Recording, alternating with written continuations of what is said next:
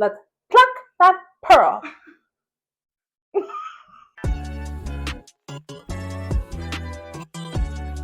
I feel good about this. Hi, everybody. I sound like Barney the dinosaur, but that's okay. You're here and I'm here. This is episode 9 of I Feel Good About This podcast, and I feel very good about that. As I was preparing for this week's podcast, a theme sort of sprung forward. I had kind of a bad week emotionally, and then, spoiler alert, 10 minutes before recording, I got my period. I wonder why the week was so tough. So happy to have you here. Maybe it's your first time. Maybe it's your 9th time. Maybe it's somewhere in the middle. We love to have you all. But as I was saying, I kind of had a rough week/weekend. And so I decided to sort of theme this podcast about gratitude, because that's what I like to focus on when shit hits the fan. I do like to stew for a while in my sadness, but then I come around to gratitude. So we always get there, but we have to do a little stewing first, which, I think is normal. Anyways, I hope you guys enjoyed this episode. Once again, we are on our road to 500 subscribers, so share with your friends. Make sure you're subscribed if you're watching this, and let's get into episode 9. Well, here we are, first segment. I feel good about this week, and if you're watching on YouTube, you may have noticed we have a tiny little guest with us. This is my sweet boy, Jackie, and oh my God, he's shedding so much. And he's licking me like a sweet little licker. I'm sorry. You know, you get really fucking weird when your dog is near you and you say things like little licker. So that's sort of the vibe that's going on with me right now. But this week, my first I feel good about this is I am the owner of the first dog in history that's going to live forever. And I feel great about that. I mean, look at that face. Can you not? Like, he's so fucking cute. And, you know, I was totally charmed by him when we first got him. And I knew when I locked eyes with him that he was going to be my baby and he was going to live forever. And so I'm really celebrating that with you guys. I have so much gratitude. You know, he's 10 years old, got 100 more years to go. Because the idea of him ever leaving this earth will literally send me into a tailspin. And you know, this week I got this like cut on my arm, and it's here. You guys can see it if you're watching YouTube. There's a little scabby there. It's okay. Don't worry. I'm fine. Like, don't send flowers or money or whatever. I'm totally fine. But you know, I was just sitting on the couch with my tiny little baby, and he like crawled into my arms and started, you guys are gonna cry. He started licking my scab because he wanted to heal me. Because he's my baby and he's perfect. Like, look at his fucking eyebrows. Can you even? It's actually better from the side view. Again, those who are listeners only, what we're looking at right now is the most insane grandpa eyes you've ever seen. It's like when an old man has no idea that his eyebrows have gone completely white and are at least like 6 inches off his face. That's what my dog is dealing with. And he's got a little beard too. You might be looking at him wondering, what is he? And I will say, I have shared that thought many times. Like, you're kind of funny looking. Like, let's bring him. Like, look. Again, I'm so sorry for people who are only listening to this podcast, because it's like the full experience really needs to be captured via video. But he is, we think, and we're not sure, he's Chihuahua for sure. That bark is barking. And he is Pomeranian, because like that's the face of a Pomeranian if you've ever seen one. And his weird hair pattern kind of gives that mix. But he also has these insanely like long legs that look like sticks. He hates it when you grab his paw. Look at him. He won't let me. He doesn't want to hold hands with me. Like, bitch, you love me. Hold my hand. Hold my hand. Oh my baby. So we don't know like what that is. Because he's like a tiny dog. He weighs 8 pounds, but he's like kind of tall for a tiny dog. Anyways, if you're not a dog person, what's wrong with you? And also, sorry, but like this is what we're spending time on because I'm so grateful for him and he is going to live forever. And sometimes I wonder what his life is going to be like after me and my wife pass away. You know, where will he go? Who's going to pay for his college? You know, things like that. Um, you know, these are concerns that we have. I hope we're around to pay for dog college for him. I think he would major in, what do you think? I think he would major in feminist studies because he has two mothers, okay? And he wants to make the world a better place, unlike a lot of people who are running things we don't appreciate. So we want to get our boy sort of the best education we can. And, you know, it's interesting to have given birth to a dog. I didn't know that was possible until he crawled out of my body, perfectly formed and adorable. So this week I felt really good about my dog and I love him so much. And I would do anything for him. And it's like, you would too. Like, look at him. Again, I'm sorry for listeners only. Like, but like, this is a visual episode of how cute my dog is. So if you could just go ahead and just tell him you love him. He's like rejecting me. He's like, you've become too much. It's untenable. I need to have time to myself. I need my hobbies, which are sleeping and farting and going on walks. He loves a walk. Anyways, I don't know. I'm crashing out over how cute my dog is, you guys. And I feel so good about that because we have to focus on these lovely little things. So we got him, or I gave birth to him in July of 2015. He was born in May, but we got him in July. So his birthday is May. And what are his pronouns? His pronouns are he's a gay dog. This is a gay dog. I don't know if you can tell, but well, you can't tell by looking at him. That's such a stereotype. But I will say, every time we go on walks and we meet with another dog, he goes straight for that ass. So if it's a no, actually, I guess he's bisexual. I just think he's very ass motivated. So it doesn't matter whose butt he's sniffing or licking. Hello. I know that I talked about him also licking my arm and then indiscriminately licking dogs' asses. And that might be a bit of a concern for some people. People in the medical field, but it's okay. Number one, I'm a veterinarian, and that's totally okay.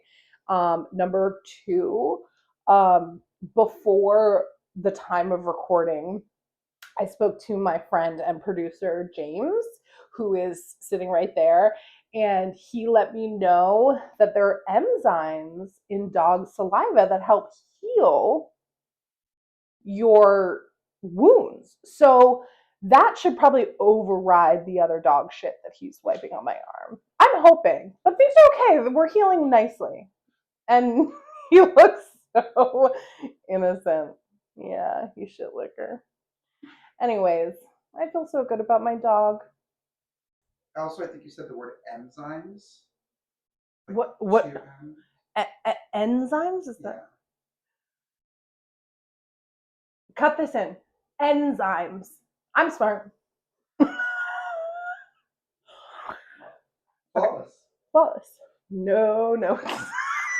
Except for enzymes. Mm-hmm. I know it's enzymes. Okay. It was quick. It felt small. It sounded the same.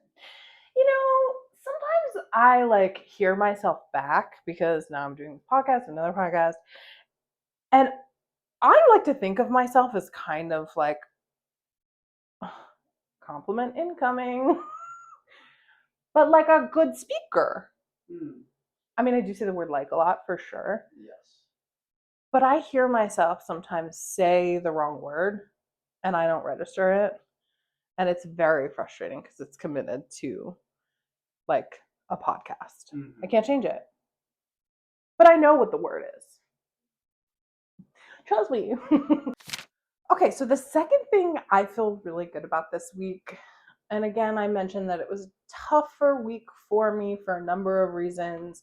If you're in the city of Chicago, you can, understand what we're going through is a very tough time with all of these, this heavy ICE presence and these troops that are being deployed to our city for absolutely no reason. We don't need them. And it's very, very tough to see.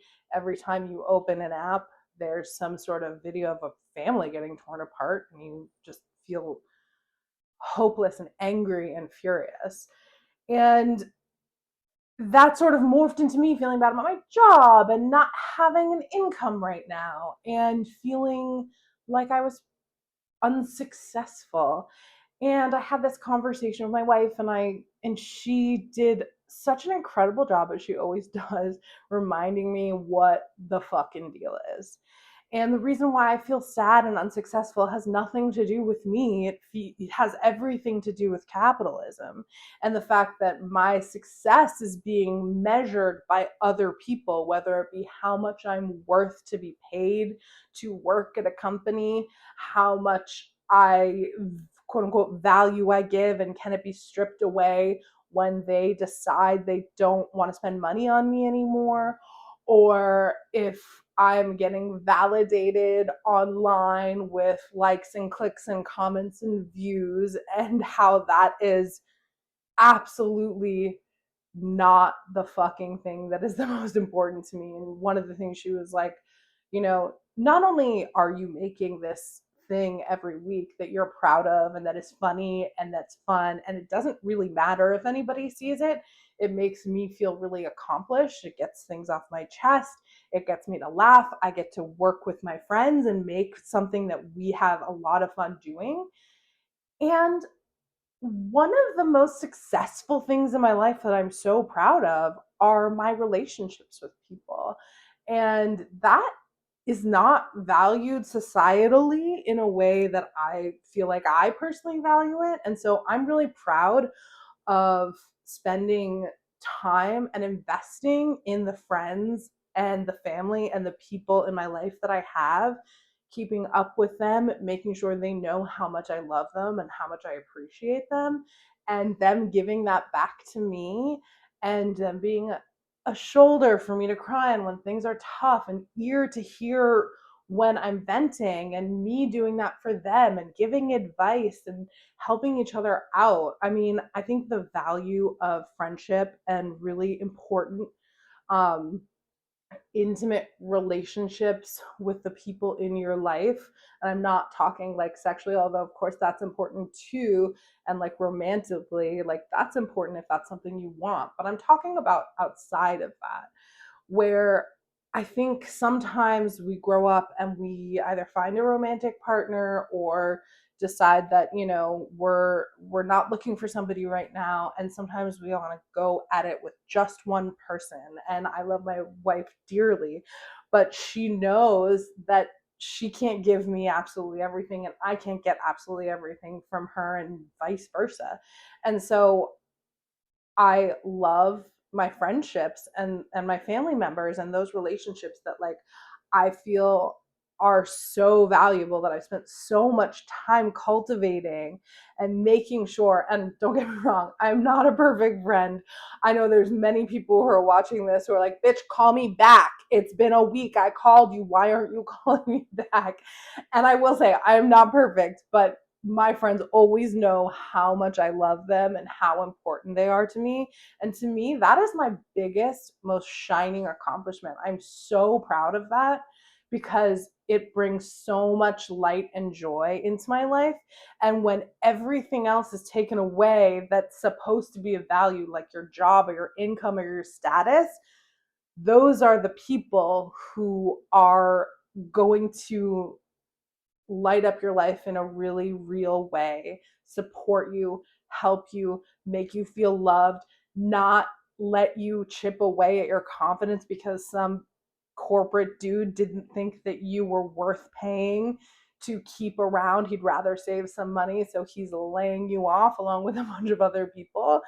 That person does not that person does not get to determine my value or your value if you're watching this.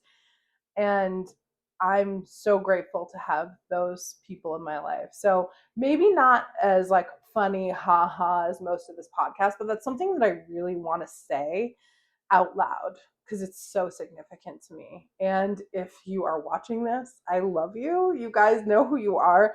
And like, I'm so excited to be able to connect with new people through this podcast, which has happened quite a bit.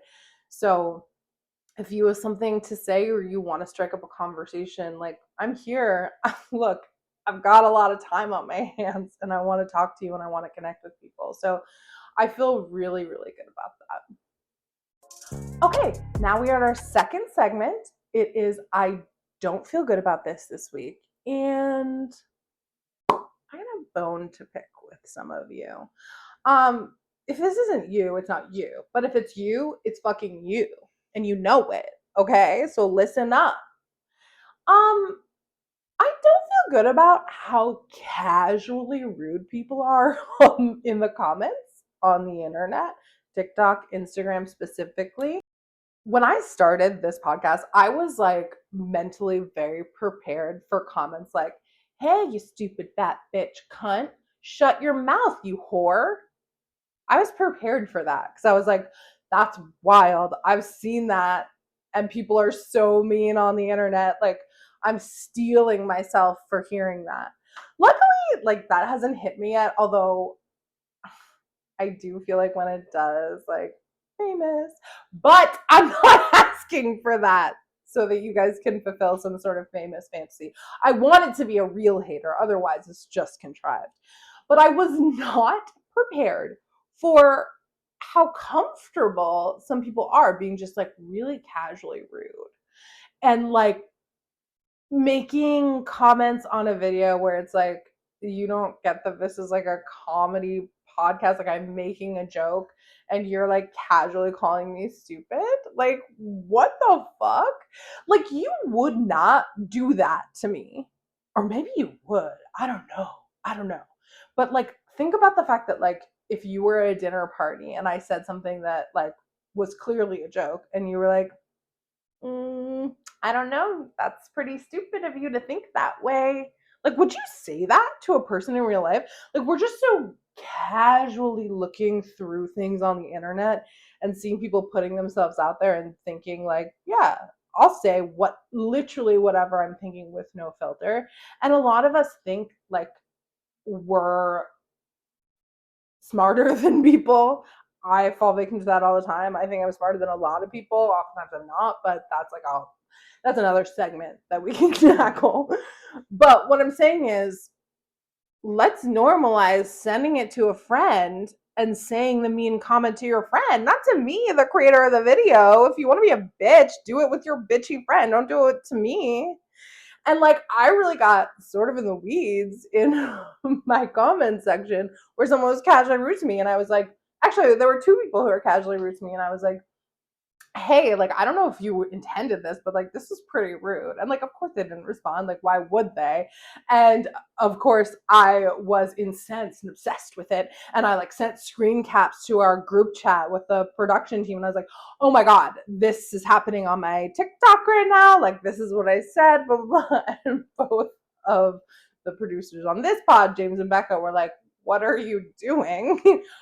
Get over it, move on. You cannot get in the weeds of this. Like, this is actually like crazy for you to dig into. And I was like, okay, but like, I get what you're saying. I understand that it is not useful to engage with someone who is casually being rude to me. They don't want to hear what I have to say in response, and they don't care that I'm like, hey, this is a comedy podcast, bruh, it's a joke. They probably will never see me again and will never come to my page again or whatever. But, or they like on the other side of the coin have no idea that they're being rude. And I'm like, well, it's my responsibility to tell them. Guess what? It isn't. It's absolutely not my responsibility to teach a person not to be rude on the internet. Like, if you don't have the ability to police yourself in that way, I guess police yourself isn't the right term. If you don't have the ability to think before you post a comment on someone else's page that, like, hey, this might actually come off as being kind of rude, then like I can't help you. I can't help you. And me being like, excuse me, miss, beep, beep, beep, you were rude, and I don't know if that was the plan, but my feelings are hurt. Doesn't matter to them. So I really had to have this like come to Jesus moment where I was like, oh, people most of the time are not like gonna call me a fat stupid bitch, although I'm sure it will come. They're mostly going to say something to me that is actually going to bother me more, which is not understand the joke. And I'm nothing if not like going to run you down and be like, let me explain to you why my joke was funny. And if you're not laughing, you're dumb. And that doesn't help a single human being, not me, not that person who just wanted to say what they wanted to say and move on. So I have come to the conclusion that I kind of have to let that go, and I'm fine with that. And I'm working through that. But man, when they say putting yourself out there is a difficult thing, they mean it, because it very much is. And I'm sure there's more to come. And I'm sure I will have full-blown psychosis over it another time, but that is to be dealt with in the group chat with the producers of the show before I cancel myself in my own comments. So I don't feel good about this. Let's be nicer to each other. And if we have the inkling that what we're saying might be hurtful, say it to a friend. Don't say it to me, because I don't care. So I don't feel good about that. How much was that? Oh no. I don't think it was that expensive. I think it was like $50. I use this every single day. Do you know how expensive water bottles are? Also, I want to use this opportunity to call up my sister who has, I'm not kidding you, 75 water bottles. I'm not kidding. Like, her children have several, she has several. I don't think I think her husband uses them, but like he doesn't buy them. Well, this is my thing. This is the only water bottle I use. It's supposed to replace the plastic. And I would like to come for my sister, and I hope that this makes the final cut, because I do want to destroy her on the internet. Love you. 10 views. My sister destroyed. Fired from a job, divorced from a husband, lost the kids, prison. Oh my god, no. Someone needs to have an income around here. In case things get really bad, I know who I can call. I just feel like the purpose of the water bottle is to replace the plastic water bottles. But what you're doing, dear sister, is filling the landfill. And I'm holding you responsible on my podcast. She's going to hate this so much. She doesn't watch or listen. No one does. No one does. My success is my relationships. The next thing I don't feel good about, I feel very fucking strongly about. Okay, first of all, take this journey with me. Okay. So I've been watching 2 shows, right? The first is Wayward, which is starring and created by Mae Martin, who is a comedian, and like historically their journey is comedy. They have a few stand-up specials, I think, all on Netflix, if I'm not mistaken. I think they like wrote a book too. I don't know. They're incredible, super funny, non-binary comedian, but they also created this show, Wayward, which is decidedly not a comedy. But incredible story. The premise is that it's about um, those schools that like, ooh, where are the words? Like it's kind of like a reform school, those like problematic schools that people send their children to who are struggling with any number of issues. And it turns out these schools are like breeding grounds for like abuse and horrible things and really don't help. And we're seeing all kinds of those documentaries pop up in the last few years. And I know Mae Martin's experience was they had a friend who was sent to one of these schools. And so um, it's an incredible show. And not for nothing, Mae Martin is super fucking hot, which I know is at the point of the show. But who doesn't want an interesting story with a little bit of something to look at? You know what I mean? So shout out to Mae Martin for being very smart first, of course, but also being really fucking hot. And then the second show that I'm watching is Monster, the Ed Gein story, which I literally don't know if I'll ever recover from, to be perfectly honest. But the point of these two shows is that they both take place in like extremely wooded areas, right? Like these are rural areas. And what I don't fucking feel good about is living in the woods. Look, like I need to be in an apartment filled with people. I need to be able to hear the person walking above me. I want to hear your footsteps. I want to know if someone comes visits you and then I only hear one set of footsteps. I'm going to be asking some questions. Ed Gein was able to operate at the level he was able to operate at because nobody was going out and checking out on his farm and seeing the horrors he committed for months and years until they finally started asking some questions, and then they saw what they saw and it was too late. And let me tell you, when you are in like when you are in a house that is in the woods, and I'm even talking suburbs, I want city life. I want bright lights. I want people everywhere on the street. I want witnesses everywhere. I want to know when you're getting in the elevator and off the elevator. Maybe there's cameras that track you each time you go in and out of the elevator. And if you don't come off the elevator, police. Look, I know there's problems with the police, but what I'm saying is I want to be tracked so that I can be saved. You know what I mean? And I realize this could be very problematic for many reasons. But this is what I'm saying, stay out of the woods at the very least. You have neighbors, you have people who are checking on you. When you hear a sound, you're like, oh, firework or gunshot, I don't know. And that is safety because other people are around and can confirm what you saw or can be witnesses. You have people who check up on you. Sometimes people need a cup of sugar or some eggs. So you have neighbors who will come knock on your door and say, I don't have the 5 minutes to go to Jewel and get some eggs. Can I have some of yours? And I'll be like, please take my eggs. I would love to give you my eggs. And also watch over me. If any strange things happen outside of my house, let me know. You know what I mean? If you're in the country and it's like you can't leave your house after dark. Like, what are we doing here?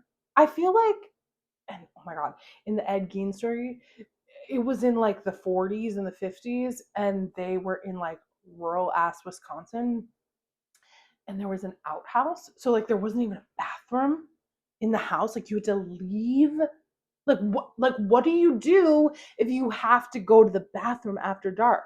You're like, oh, I'll just walk to the terrifying outhouse where I can be attacked by I don't know, an Ed Gein type or an animal I'm unfamiliar with who doesn't want me in their home.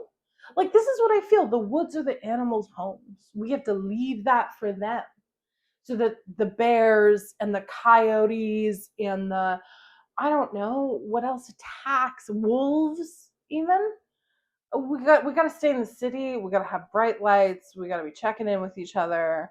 We got to have CCTV everywhere. We got to, maybe there's a situation where you implant a chip in us, and so you're aware of our vital signs all the time. And if your heart rate goes up, police. Sure, you could be sitting at home watching a sexy video while masturbating, and your heart rate goes up, and the police come in, and maybe you don't get to finish, but you get to live. And to me, that's worth it.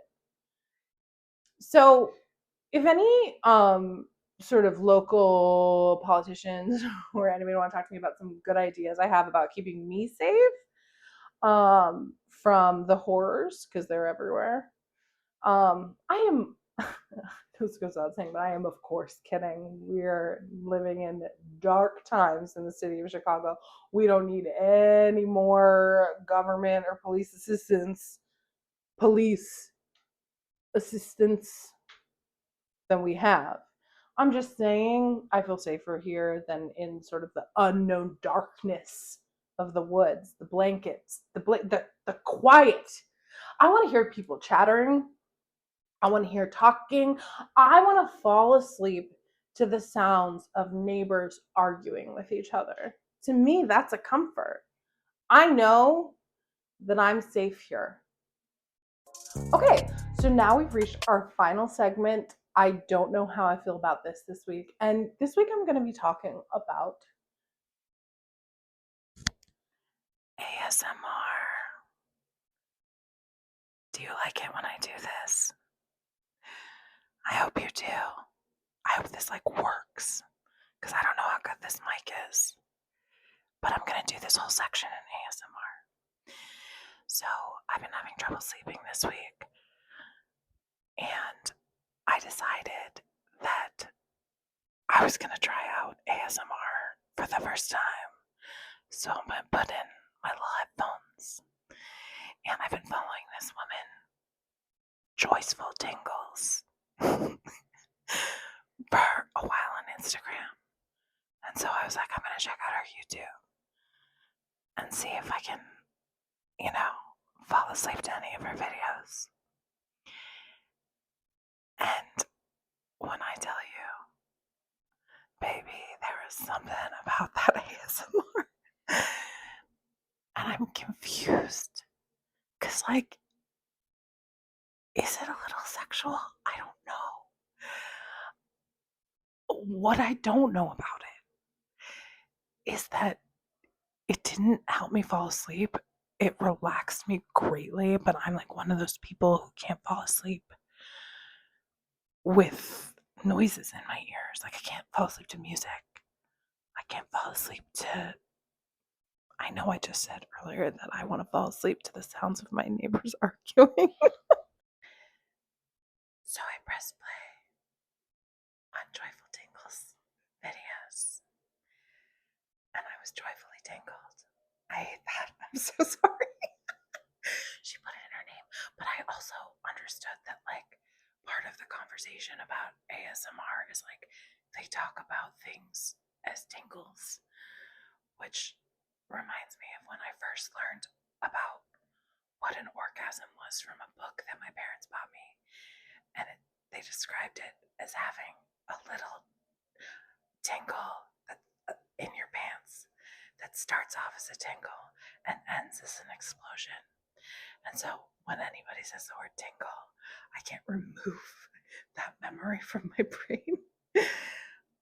I don't know if that's trauma. If we have any therapists watching, you guys let me know. I can't afford to pay for it. Anyways, so I really enjoyed listening to it. And part of me really wanted, I think her name is Joyce. That's why it's Joyful Tingles. And I really wanted Joyce to sort of shrink me down to the size of a little peanut and cradle me like a little baby in her arms, and rock me to sleep. And so I had a couple of questions about that during my journey. Number one, is that normal? Do you guys guys experience that when you listen to ASMR? Do you want to be that person's baby? Or is that just me? And if you're listening to this, Joyceful Tingles, I promise not to be weird anymore about it. I hope we can be friends. Even though I said maybe the weirdest thing you've ever heard about yourself. I mean, I don't know. Maybe it's not the weirdest thing you've ever heard about yourself. You're pretty popular and people are weird. And then the second thing is like, I can't fall asleep to it. Are people supposed to fall asleep to ASMR? Like, in fact, I ended up kind of staying up later because I liked it so much. But I couldn't fall asleep. And so I watched like 3 or 4 of her videos. And all of a sudden it was like 3 a.m. And I was really relaxed, but so tired. So I don't know if I'm using it right. And, but I really enjoy it. So maybe it's like more of a meditative thing during the day. I don't know. I'd love to hear how you guys interact with ASMR. And also, let me know if you're turned on by this too, because that's something I like to hear from you guys. It's important for my ego to sort of feel sexy, you know. So that is what I don't know how I feel about this week. Okay, that's it. We did it. That is episode 9 in the books. We are pumping these out, baby, once a week. If you like what you hear and you like what you see, please make sure to subscribe on YouTube. Again, we are on our road to 500 subscribers. We are slowly making moves. So tell a friend to tell a friend to become obsessed with me, and also message me about how they're obsessed with me, because I love that. And then also comment and follow us on social media. We're at I Feel Good About This Pod. I Feel Good About This. Anywhere you do social media, mostly, honestly, just Instagram and TikTok, but like those are the big 2. We're not on LinkedIn. Like, sorry, we're not on LinkedIn. Like, what would we be doing on LinkedIn? I don't know. Maybe there's a world where we get there. But yeah, I don't have like, I feel like none of this is safe for work. Anyways, sorry about that LinkedIn crash out. I have like a lot of feelings about that website, which I think you can see in like episode 2 or 3. Anyways, go back, check out the archive if you haven't, and make sure you tell a friend to tell a friend to tell a friend. We love you. We appreciate you. And we will see you next week for episode 10. Bye.